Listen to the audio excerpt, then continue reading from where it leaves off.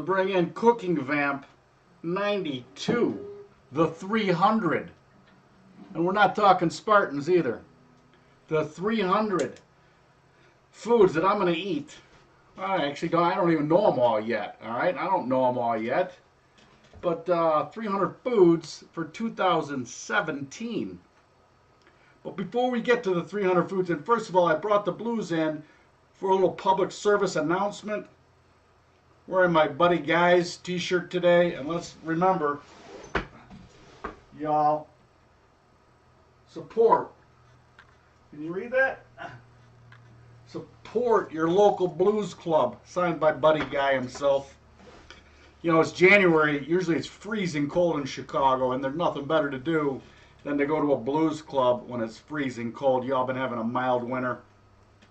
Unlike the winter paradise that we have here in Bend, Oregon, Winter Wonderland. There's the Joshua, mangiaTV's Joshua tree behind me. And tonight we're streaming live on Twitch. We're streaming live at mangiaTV, and we have the feature technology written in by the great AE. We have a mangiaTV hashtag that we can tweet to and join the conversation via Twitter right on the homepage. So if there's something I missed, you know, I got the mangiaTV hashtag Twitter feed up also, and I will monitor that. But to start things off tonight, we've got technology working again, all right, and we're going to bring on Ron, Cleandrop Mobile, all right, your food safety muscle on social media. And we're going to talk about the drive-thru, and in particular about Leo Getz and his problems in the drive-thru. I'm sure you all remember Leo Getz. So let's see if technology works.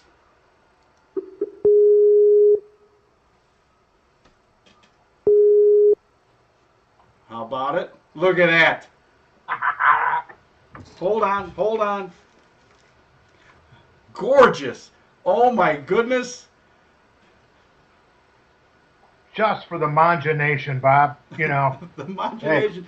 Ron, Cleandrop Mobile with the crown of a beautiful burger. I love it. I absolutely love it. Looking good. I got a little rub under the bun.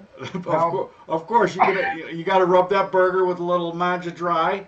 I love it. Yeah. You know, I know that we got technology working for the most part, but I understand you can't see me, but I can see you. The Mangia Nation can see both of us, but you can't see me. Is that right? I can't see you, but it's all I care about is the hat. All right, you know? All right. So, for me, in my background, I have a little graphic that you pointed out and sent to me, and it's average wait time in fast food joints. Oh, technology. Talk to me, Ron, because we lost the video, but I think we can still hear you. I can still hear you. Hey, you know what? We're live. We're like in a foxhole here, so if we got audio, we got to run with it. I think the hat was too much for social, you know, the whole thing. You know? I think the hat melted the system. There you go. I think that's absolutely what happened. I think it's my sesame seed buns. The sesame seeds fried it up. All right, so I know that you've had a lot of reach outs on Cleandrop Mobile with people not particularly satisfied with the drive-through, the wait times, and in particular order accuracy. Let's go through that a little bit.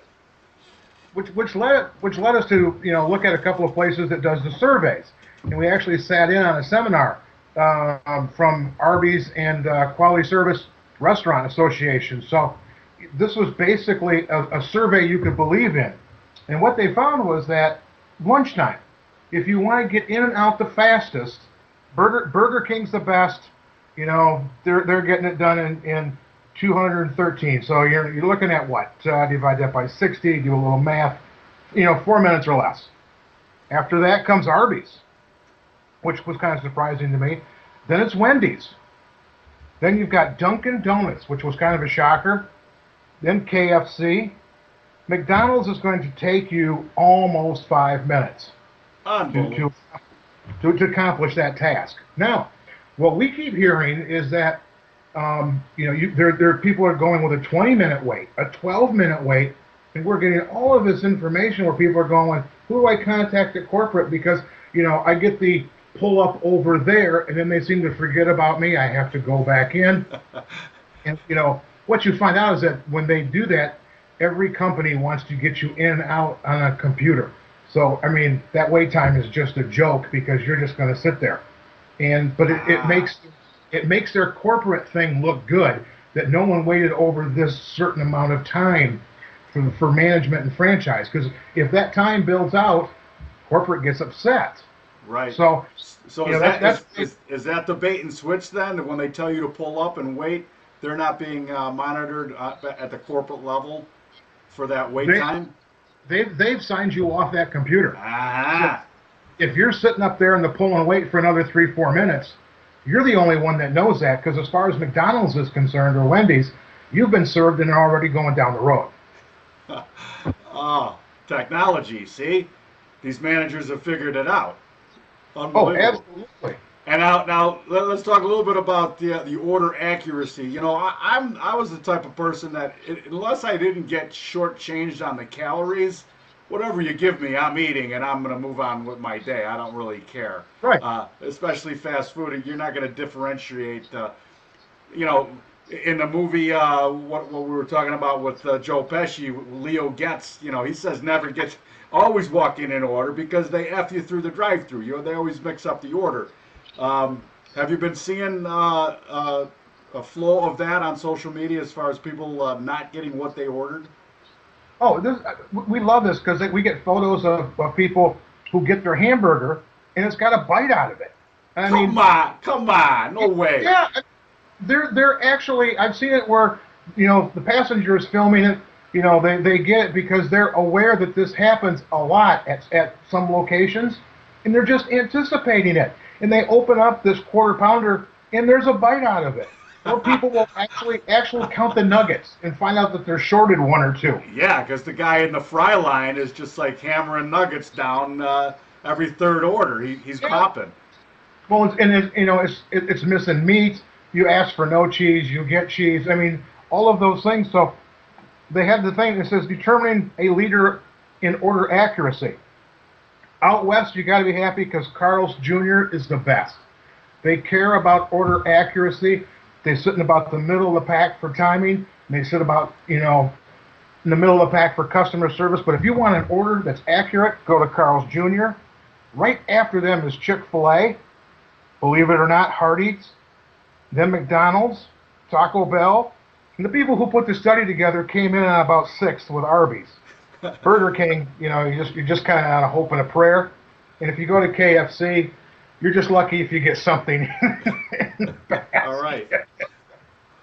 Well, and once again, your platform, Cleandrop Mobile, allows for people to interact on the social media sphere and actually maybe have their voice heard.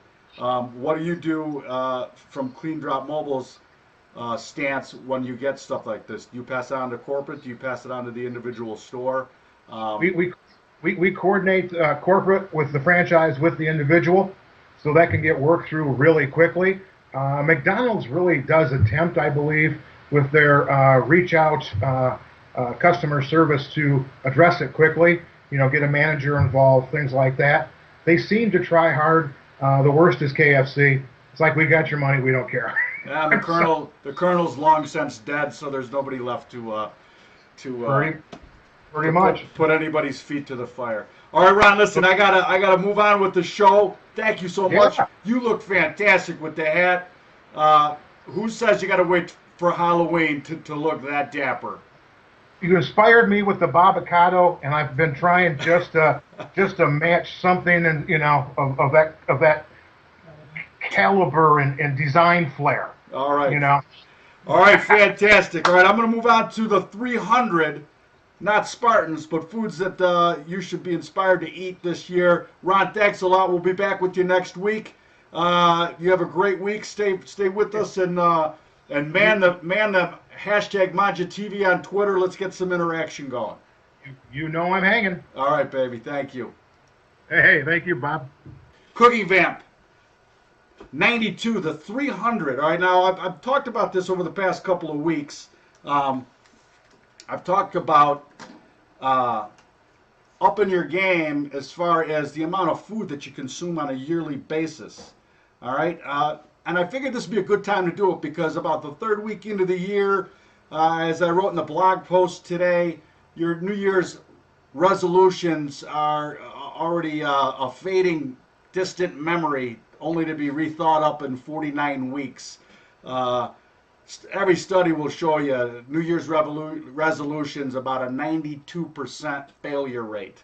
All right, so we've always talked about revolutions or slight edge, changing small things. Now, here's a dichotomy here because the average American eats about 30 different things a year. All right, I don't know where they're getting this from, this study. I think that'd be hard to only eat 30 things. Anyway, we thought, why not try to eat 10 times that much and challenge the Mangia Nation to do it, all right? 10 times that, eat 300 different things in 2017. And to help you along the way, we got a little, and on the blog, you can download this the Google machine does incredible stuff for you. For instance, you can make templates and sheets, things that make it easier for you to keep track of stuff. All right, so the Mangia goal is 300 foods, and we've created a downloadable template, a Google sheet, that's going to help you keep track of it. There it is. I just showed you the answers to where I'm at already. Anyway, if you look at this sheet, you see on the bottom, there's a bunch of tabs there. You got meat and poultry, seafood, fruit and fruiting bodies, vegetables, dairy, nuts, seeds, grains, legumes. You got herbs, and spices. You got drinks and miscellaneous. All right, this is a starter template for you. If you're good with sheets and stuff, by all means, interact with it, change it, do whatever you want with it. If you don't want to interact with it as far as changing it, if you get any one of those things, you just keep listing all the different things that you've eaten, and it's going to keep a running total. And then it's going to give you a pie of shape, a pie thing of your totals in the categories, so you can actually have some data about what you're eating more of. And again, this isn't a calorie thing. This is just an abundance thing. How many things in these categories are you eating? Different things. And one way to you know, for you to not think that this is so overwhelming is that we have allowed for you to put different varieties in as accounting towards that total of 300. Okay, so for instance, apples. I don't know if you know this, but there's 7,500 different varieties of apples, 2,500 of which are grown in the USA. Only about 100 of those are produced commercially, but still, I mean, an incredible amount of variety. And how many times you just grab the same thing? So, you know, going to farmers markets or going to other, finding other places that carry wider variety of things, you know, it's going to make it easier for you to hit that 300 mark. Another one, but and as an Irishman, I really appreciate this one. Potatoes, all right, potatoes. 4,000 different kinds of potatoes. All right, so you know, mix it up for goodness sakes. You could grab a lot of different potatoes, different, you know, and you don't get points for, or you can't put it down if it's the same thing prepared a different way. All right. If it's a Yukon Gold and you mash it, or it's a Yukon Gold and you bake it, you still get the Yukon Gold. But if you saute it with different herbs and spices, all those different herbs and spices that you use count towards the total. And that's going to be another big one as far as expanding the amount of different foods that you eat. And not only the different foods that you eat, but the herbs and spice thing go a long way to your vitality because they affect so many other things. All right, so if you eat a ton more different herbs and get them into your diet and spices, there's gonna be health benefits because there's thousands and thousands of years of medicine really was just herbs and spices. I mean, think about it. for millennia, that's what the witch doctor did, man. He had some sort of root or some sort of flower or some sort of something that he gave you, and whether it was the actual root or flower working on you or just the thought that this guy's the medicine man and he's going to cure me, who cares? You felt better, right?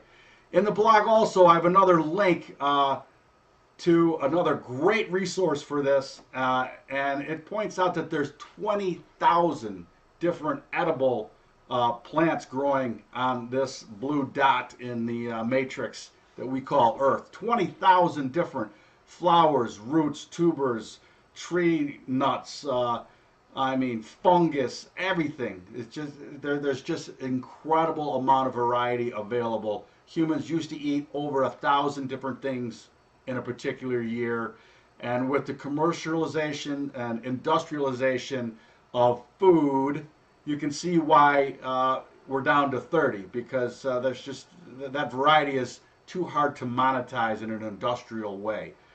Why are we doing this anyways? Because science, right, will tell you that there's a health benefit to it. Eating the rainbow, as I heard on the series Betrayal, eating the rainbow really does have impactful health benefits.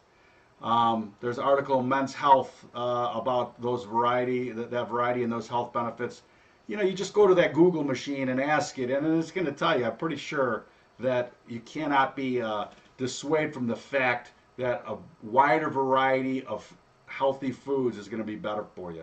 Another one that I think that on the proteins, like I looked at my sheet. Let's go to my sheet. Come on, technology. All right, let's go to my sheet. Come on. There I am. All right, so this is 2 weeks in, and I've eaten 68 different things. All right, and look at a big goose egg on seafood so far. That's got to get rectified right away when you look at it. Meat and poultry, only 3 things. I've only had chicken, beef, and pork on that protein side. Now we're going to also say that organ meats obviously count. So if you have steak or whatever, or that's one thing. But if you have cow's liver or cow's kidney, right, that's going to count too, even though it's from the cow. Organ meat. Still trying to work on the organ meat myself. I live in Oregon, and you'd think I'd eat more Oregon meat. Not Oregon meat, organ meat. Come on, stick with me now. And how about the drink category, all right? You know, for some people, this should be relatively easy to get to 300 because they, you know, consume so many varieties of wine or beer. You know, each one of those different ones, you get a mangiaTV asterisk for it, or it gets to count towards your total. So, by all means, fill out that drink column, you know, and I did on mine. I've got 5 different drinks so far, water being one of them. I didn't make the tab so you can actually go to my drink tab and see what I got going on there. But there's at least a couple different kinds of wine, a couple different kinds of beer, and water so far in the last 2 weeks. Then I got the miscellaneous column, you know, and I wanted to put that in there. If you don't seem to figure out where something fits, put it in the miscellaneous. I especially like that for different fermented things. And here's another thing that is obviously great for you and will count towards the total, is different kinds of fermented things get to count. So even though you're eating sauerkraut, it's cabbage, red cabbage, white cabbage, whatever, Napa cabbage, if it's kimchi, every different kind that you buy and consume counts towards that total, because there's been an explosion in fermented foods available at the market, and you should, again, give yourself a wide range of those fermented foods in your diet. Ones that you like, start making them yourself. Nothing wrong with fermenting from home. So yeah, fermented foods count also. Another great way to expose yourself, other than reading, you know, the blog or these links from the blog, is go to ethnic grocery stores. All right, go to the Hispanic grocery store, or go to the Japanese or the Taiwanese if you live near a big city. There's plenty of ethnic grocery stores, and they have a whole different range of especially fruits and vegetables available there that you're not going to get at your at the big national grocer. Um, so by all means, ethnic grocery stores are going to help you along the way to 300 different foods in 2017.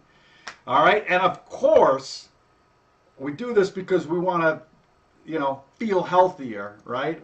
We want to feel healthier, be healthier, but when you go buy all these different things and start experimenting, what are you going to do? You're going to cook somebody a meal, right? And then you get the added benefit of getting together more regularly with friends and family around the table, bringing back Sunday dinner, and you can, you get that added benefit of building community through the discovery of new foods, and there's a ton of them out there. There's a ton of them out there. I made my first kimchi, complete failure. I don't know what I did wrong, but it completely turned to mush. The flavor was great, all right? The flavor was great. It bubbled away. It was fermented. There's a lot of good bacteria in there, I'm sure, but I don't know. I don't know what went wrong with the kimchi and it turning to mush. There's zero crunch in any of the vegetables. They all went mush on me. So I need to find a kimchi specialist or a ferment specialist to tell me what I did wrong. All right, listen, that's what I got this week. You all have a great week. Support your local blues club. I'm going to send the Vamp out with a little blues. Listen, along with supporting mangiaTV, and we're going to be up on Amazon hopefully next week, where you can buy the rub. But you can also support us by supporting our friends. So go to sellerangels.com, use Mangia wine, and you're going to get shipping taken care of by them, one bottle to a case. Great selection of craft wine, small boutique wines. You're not going to find any of these wines in most places in the country. So go to sellerangels.com and buy some wine. And guess what? All the different kinds of wine that you get to add to the list to the 300. All right? That's what I got. You have a great week. Do yourself a favor. Cook somebody a meal. The technology is working. All right? The technology is working. So next week, let's get some more interaction on the mangiaTV hashtag. Hey, every week, by the way, every week on a cooking vamp is an AMA. And you can ask me anything on the mangiaTV hashtag. And so we're going to get that going. Over the past year or so, people have been challenged by going on to sites like Blab or Spreecast or Twitch. And even though we're streaming live from Twitch, now you can interact with the mangiaTV segments right on the homepage. So feel free to chime. All right, you guys have a great week. We'll see you next week. Hold on. Let's set the mood, technology-wise. Get over to Buddy Guys. I think he plays in January. He used to play the whole month. I'm not sure what he does anymore.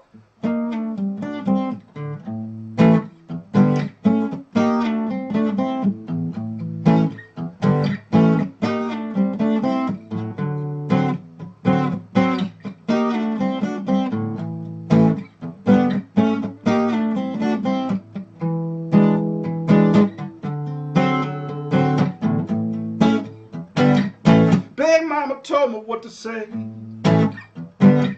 Big Mama told me what to do.